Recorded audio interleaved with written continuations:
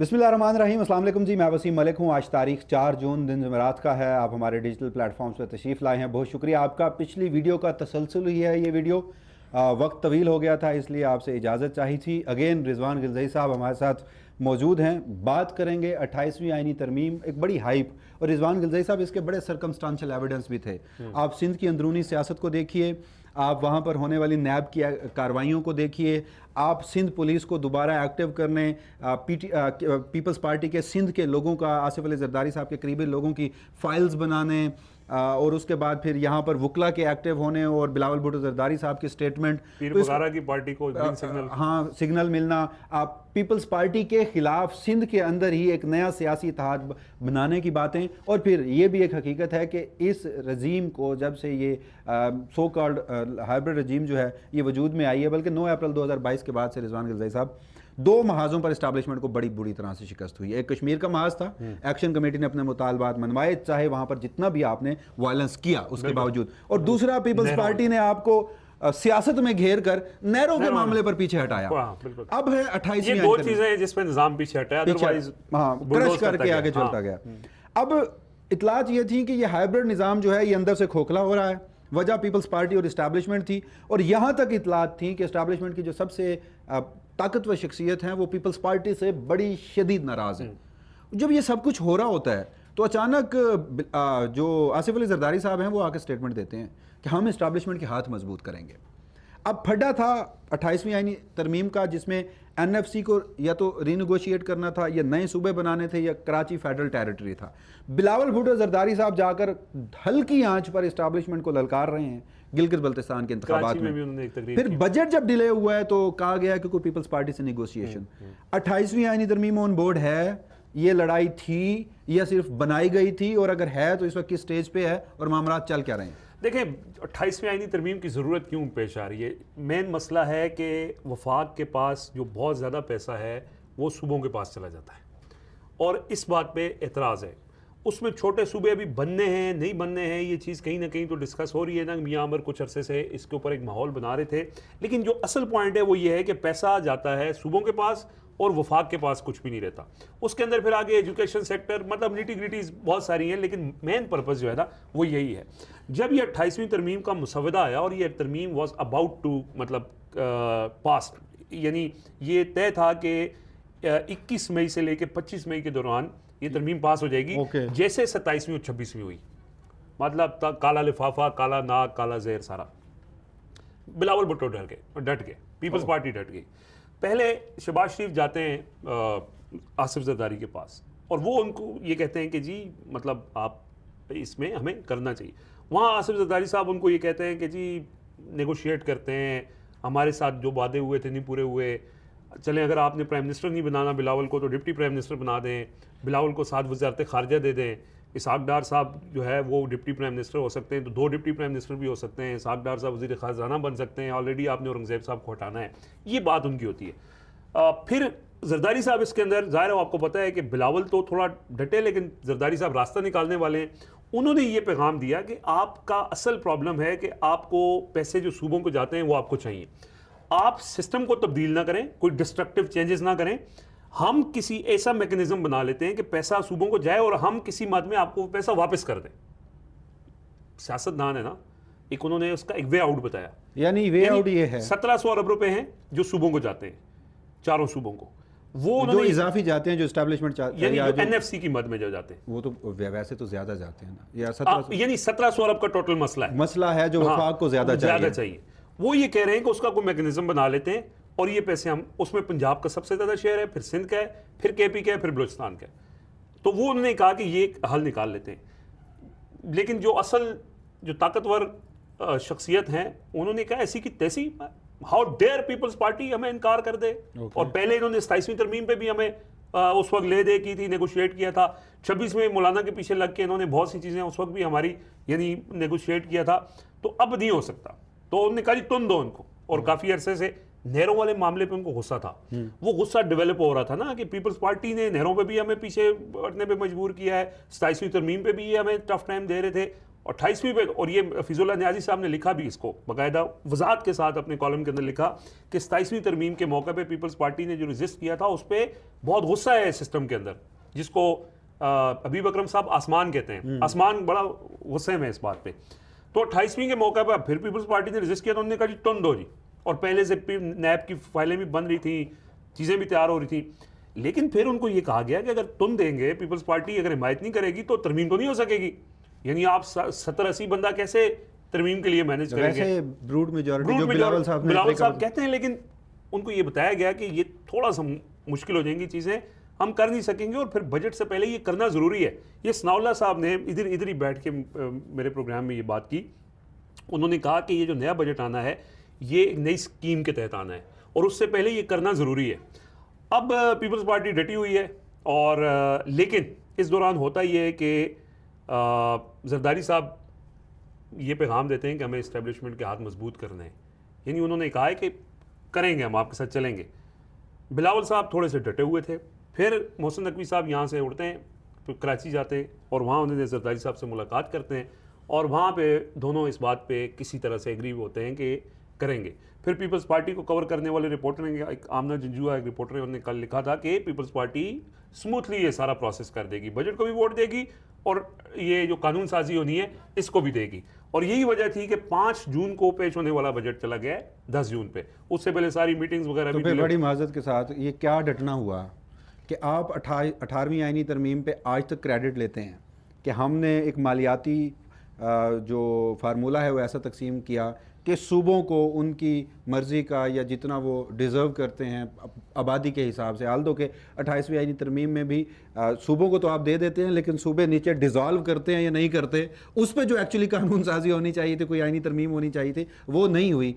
तो अब आप अलल ऐलान 28वीं आईनी तरमीम में 18वीं को अंडू ना करें, क्योंकि वो मेरे पॉलिटिकल गेन के लिए है। अंदर खाते जो मेरे लोगों का, जिसके लिए मैं बड़ा लड़ता हूं, वो पैसे मैं आपको चुपके से दे दूंगा। बस आपने इसका जिक्र नहीं करना। बेसिकली वो इसको भी अपनी कामयाबी कहते हैं। कल आपने स्टेटमेंट सुनी ना डॉक्टर तारिक फजल चौधरी की, उन्होंने कहा कि जी आइन तब्दील होना आइन मुअत्तल होने से बेहतर है। पैटर्न रिजवान गिलज़ाई साहब, आप आज, क्योंकि फिर अगेन अदालतों की बात आ जाएगी, आप आज जस्टिस बंदयाल से मिलें और उन्हें कहें कि हुजूर क्या किया था आपने, तो उनके पास बहुत कुछ होगा बताने को। आप तो काजी फायज ईसा से भी ज्यादा डिजास्टर साबित हुए थे। वो कहेंगे हेलो, मुल्क में आइन है ना, मेरी वजह से मैं ना करता मार्शल्लाह। काजी फायज ईसा तो बाकायदा जजों को डराता रहा कि मार्शल्लाह ये 111 ब्रिगेड जो है वो जीपों में बैठ चुकी, ये नहीं करूंगा तो ये अभी तुम सारे नजरबंद, तो फिर कर लेना इफ्तिखार चौधरी की तरह सारा। और फिर याहिया अफरीदी साहब भी आज समझते हैं कि आइन और जमहूरियत मेरी वजह से, तो पीपल्स पार्टी भी ये समझती है। तो यार वो कौन सा ऐसा आइन है कि जो अगर मार्शल्लाह के जरिए उसको मुअत्तल किया जाना है तो वो ना करें, एस्टैब्लिशमेंट ना करें, पार्लियामेंट ना करें, एस्टैब्लिशमेंट के आप खुद पार्लियामेंट के जरिए जो अपने जरिए आप यूं कर लें कि उसी आइन को जिंदा दरगोर कर दें, वो हमें कबूल है, बजाय इसके एस्टैब्लिशमेंट। ऐसा ही है बिल्कुल। और वो देखें इस टाइम पे उन्होंने जैसे नहरों के मामले पे खड़े हुए और थोड़ा सा नेगोशिएट किया, पीछे हटा दिया। 26वीं तरमीम पे उन्होंने फतह मनाई थी कि यार हमने तो उसके अंदर से जहर निकाला। 27वीं तरमीम पे भी यही हुआ, अब 28वीं पे भी वो सेलिब्रेट करेंगे, आप देखना ये बात। आप थोड़ा सा सब्र कर लीजिए, ये ना एक पैकेज है इस मौजूदा सिस्टम का, और इनकी नज़रें 2035 तक हैं। ये 29वीं आनी है, वो मौजूदा वो मोहसिन नकवी साहब भी बता चुके हैं। तो जो चीज़ें 26वीं में नहीं हुई थी वो 27वीं में हुई, 27वीं में जो नहीं हुई वो 28वीं में है। हजूर इस मुल्क में शायद ये पार्लिमानी निज़ाम भी बरकरार ना रखने दें आपको, ये यहाँ पर सदर जरदारी की कुर्सी भी ना बचे, ये सूबों वाले मामलात भी आए। तो अब जो आईनी तरमीम होनी है ना, इमरान खान ने सिर्फ 26वीं आईनी तरमीम को फेस करना था, 27वीं भी उनके खिलाफ बराह रास्त नहीं थी। तो आज नहीं तो कल, आज पीपल्स पार्टी रोई है, कुछ मनवा लेगी, तो ये कब तक चलेगा?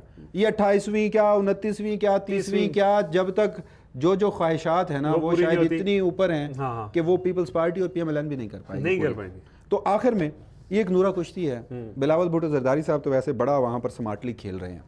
वो चूँकि अहले तशी हमारे जो भाई हैं वो कम्युनिटी गिलगित बल्तिस्तान में बहुत है, तो जहाँ जहाँ बिलावल जरदारी साहब जलसा करते हैं और वहाँ पर ये कम्युनिटी ज़्यादा होती है, तो वहाँ पर ईरान अमेरिका जंग, और अमेरिका बड़ा जालिम और ईरान बड़ा डट गया और ये सारे मामलात। लेकिन आज वो अहमद वड़ाई साहब ने भी लिखा हुआ था कि वो चिलास में उन्होंने जलसा किया है, तो वहाँ पर ऐसी कोई सूरत हाल नहीं है, अहले तशी कम्युनिटी वहाँ पर नहीं है, तो आज उन्होंने वो जिक्र ही नहीं किया। और हल्की आंच पे नवाज शरीफ साहब पे भी तनकीद कर रहे हैं।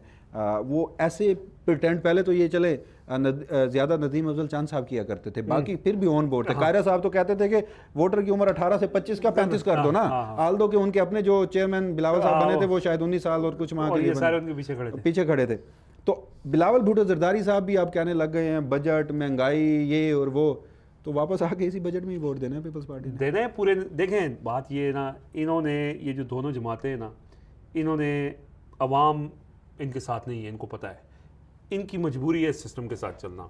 ये हो ही नहीं सकता कि ये किसी तरह से डट जाए। और जो डटने का मयार अब तय हो चुका है ना, जिस लेवल पे इस टाइम मौजूदा निज़ाम या जिस लेवल का खून ख्वार है ना, उसके सामने डटना ये ह्यूमनली पॉसिबल नहीं है। या जो मयार इमरान खान ने तय कर लिया है, या तो डट के आपने फिर यही आपने बर्दाश्त करना है, पार्टी टूटनी है, जेलों में जाना है, घरों में पुलिस घुसना है, लीडरशिप ने जेलों में जाना है, आपके खिलाफ तो करप्शन केसेस हैं, वैसे ही सारे अंदर हो जाएंगे। ये मुमकिन ही नहीं है।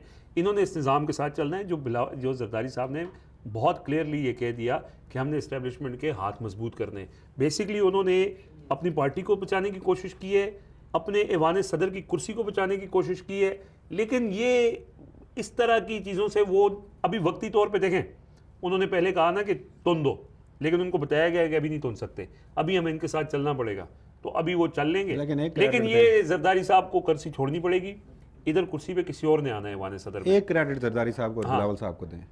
बिलावल साहब के नाना ने और जरदारी साहब के ससुर ने, जुल्फ़िकार अली भुट्टो ने 73 का जो आइन बनाया, वो तो इन्होंने जिंदा दरगोर कर दिया 26वीं और 27वीं में। जरदारी साहब ने जो आइन में तरमीम की, उसको वो अलल ऐलान बचाने में कामयाब हो गए। भुट्टो के आइन को उन्होंने नहीं बचाया, 18वीं तरमीम को बचा। बिलावल के बाप के आइन को बिलावल बचा रहा है और नाने के आइन को नहीं। 18वीं तरमीम की रूह को मार रहे हैं, जिस्म को बचा रहे हैं, जिस्म को बचा रहे हैं कि तरमीम ना हो ताकि जरदारी साहब का चेहरा बच जाए। भुट्टो साहब का चेहरा जो है उसकी वो, यानी देखें ये 18वीं तरमीम का मकसद क्या था कि सूबों को बाख्तियार बनाना। जी हाँ, बाख्तियार के पैसों से ही होता है ना, वफाक से पैसा। वो जरदारी साहब कह रहे हैं कि ये पैसा आप ले लें, वापस ले बस ऊपर से जरा लोगों को दिखाने के लिए कि हमने 18वीं तरमीम, और ये क्रेडिट लेंगे। मैं आपको बार बार ये कह रहा हूं कि ये क्रेडिट लेंगे कि हमने 18वीं जलसा होगा, खड़े होके कहेंगे हमने बचा लिया, हमने हारी का तहफ़्फ़ुज़ किया, किसानों का तहफ़्फ़ुज़ किया, लोगों का तहफ़्फ़ुज़ किया। देखें ये आज आप और मैं बैठ के ये डिस्कस कर रहे हैं, लोगों को बता रहे हैं ना, इन्होंने इनकी सारी सियासत हमेशा से इसी तरह रही है। इन्होंने सामने मेकअप के लिए चीजें कुछ और की हैं, बैक डोर में कुछ और की हैं। अंदर जो है ना, अंदर खाते चीजें तय करते थे और बाहर आके बड़े इनकलाबी बनते थे। वो सारे इनके पर्दे नकाब, यही तो इमरान खान का क्रेडिट है कि उसने सब कुछ बता दिया कि इनकी असल हकीकत ये भी इमरान का क्रेडिट है। वैसे बनता तो नहीं क्या, उस वक्त एस्टैब्लिशमेंट की गोद में खान साहब भी बैठे थे किसी न किसी कैपेसिटी में। 18 की बात कर रहा हूँ। नवाज शरीफ साहब 2017 से आगे नहीं बढ़ रहे। उन्होंने कल भी, मुझे नहीं समझ आई कि वो गिलगित गए क्यों हैं। मतलब आपने कैंपेन करनी है ना, आपने वोटरों को कन्विंस करना है ना। आपने कन्विंस करने के लिए नवाज शरीफ साहब को अभी तक ये लगता है कि वो जब वो कहेंगे मुझे क्यों निकाला, वो 99 से शुरू करते हैं। और वो कहते हैं जब मुल्क बदर हुआ, अब भी हुआ, पहले भी हुआ, तुम लोग कहाँ थे, सड़कों पे नहीं आए, मुझे क्यों नहीं बचाया। वो कहते हैं कि ये बाकी किसी का अगर कसूर है या नहीं है, तुम्हारा कसूर ज़्यादा है। और वो वोट मांगने गए हुए हैं वहाँ पे, लेकिन अवाम को कसूरवार ठहरा रहे हैं। और अवाम जो नीचे खड़े हैं वो भी ये जानते हैं कि जिन्होंने निकाला उनकी गोद में बैठ कर आज हुकूमत में हैं, भाई भी है, बेटी भी है, और आज हमारे सामने। तो शायद वो ये उस वक्त उनके साथ थे, उनके खिलाफ है। तो नवाज शरीफ साहब को शायद अभी भी ये लगता है कि मुझे क्यों निकाला, कि ये जो राग है वो अपनाएंगे तो वो शायद कोई हमदर्दी मिलेगी, कोई सिंपैथी मिलेगी। हालांकि आवाम इस वक्त ये समझती है कि जो शख्स, एक खातून जो कि कैंसर सर्वाइवल है, इस वक्त जेल में है। पाकिस्तानी सियासत की ना बड़ी आयरनी है। मैं कल ही सोच रहा था इसी नोट पर, आपको कमेंट या फिर इस वीडियो का अख्तिताम करते हैं, कि यार ये सियासतदान भी तो इंसान है। मेरे ख्याल में इंसान की जो सबसे बड़ी खसलत है ना, वो इकबाल ने भी लिखा था, खुद ही सेल्फ इस्टीम है, गैरत है। इनका जो मुखालिफ है वो जेल में है, हाथ पांव उसके बांध के जेल में बंद कर देना, उसका सियासी निशान, उसका जो इंतखाबी निशान है वो छीन लेना, उसके जो लोग हैं, नुमाइंदे हैं, उनको भी वहाँ पर कैंपेन ना करने देना, खुद वहाँ पर कैंपेन करना और ऐसे करना कि जैसे कोई फ्री एंड फेयर इंतखाब हो रहा है, और फिर आखिरी दिन फार्म 47 का भी सहारा लेना, फिर भी हार जाना, फिर भी उस हारे हुए आपका मुखालिफ आपको इस कंडीशन में भी हरा गया है, आप फिर भी इक़्तिदार की कुर्सी पे बैठकर ऐसे दावा करते हैं जैसे आप जीत के आए हैं। मतलब इंसान है ना, सेल्फ इस्टीम है ना, ये शीशे के सामने ये खुद को देख पाते होंगे? देखें, ये तो वो चीज़ें सोचते हैं ना जो आपने कहा कि जो एक खसलत है कि खुदी, गैरत, हमियत। और इंसान की तो सबसे बड़ी खसलत है ये, इसके बाद बगैर तो मेरे ख्याल में कोई इंसान नहीं है। बस कल नुसरत जावेद साहब ने कहा कि काश नवाज शरीफ गिलगित ना जाते, इसी में ही मेरे ख्याल में सारा मतलब इसमें सारा जवाब है। लेकिन मैं ये समझता हूँ कि जो नवाज शरीफ साहब को का ख्याल रखने वाले लोग हैं, उनको चाहिए कि वो उनको अंदर ही बंद करके रखें जो एक अरसे से रखा हुआ है। देखें, वो जब भी बाहर निकलते हैं, पब्लिक अपीयरेंस करते हैं, वो कोई ऐसी बात कर देते हैं कि जिससे यानी थोड़ा सा भी उनके हवाले से जो लोग सोचते हैं कि वो शायद इस वजह से खामोश हैं कि वो नाराज़ हैं, वो जब इस तरह की गुफ्तगू करते हैं तो लोग कहते हैं नहीं यार, ये नाराज़गी का मामला नहीं है, ये वो जब इंसान उसमें आ जाता है तो जब तुम हया ना करो तो कुछ भी करो। तो ये बदकिस्मती है पाकिस्तानी सियासत की। बहरहाल इसी नोट पे इजाज़त दीजिएगा। कल आज का दिन मज़ीद नई डेवलपमेंट अगली वीडियो के साथ में आपकी खिदमत में हाजिर होंगे।